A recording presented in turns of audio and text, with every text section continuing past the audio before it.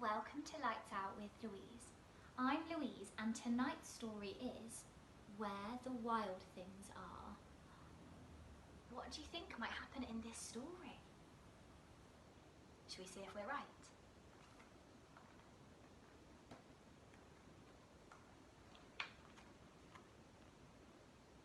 The night Max wore his wolf suit and made mischief of one kind and another,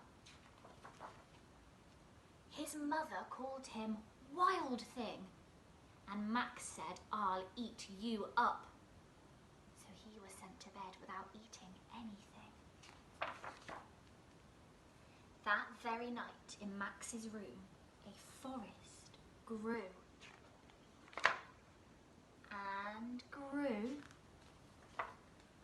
and grew until his ceiling hung with vines and his walls became the world all around. And an ocean tumbled by with a private boat for Max, and he sailed off through night and day. And in and out of weeks and almost over a year to where the wild things are.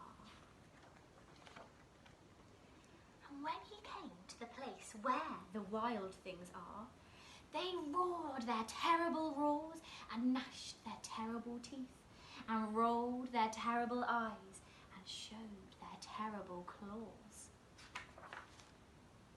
Till Max said, "Be still," and tamed them with the magic trick of staring into all their yellow eyes without blinking once.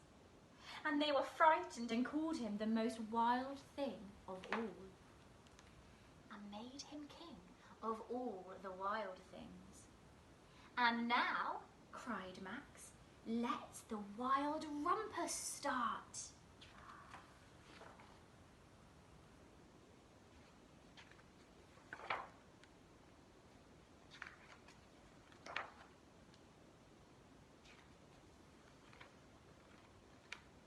"Now stop," Max said, and sent the wild things off to bed without their supper. And Max, the king of all wild things, was lonely and wanted to be where someone loved him best of all. Then all around, from far away across the world, he smelled good things to eat. So he gave up being king of where the wild things are. But the wild things cried, "Oh, please don't go. We'll eat you up. We love you so." And Max said no. The wild things roared their terrible roars and gnashed their terrible teeth and rolled their terrible eyes and showed their terrible claws. But Max stepped into his private boat and waved goodbye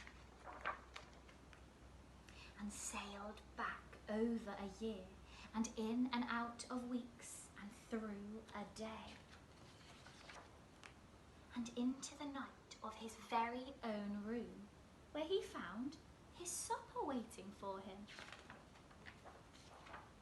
And it was still hot.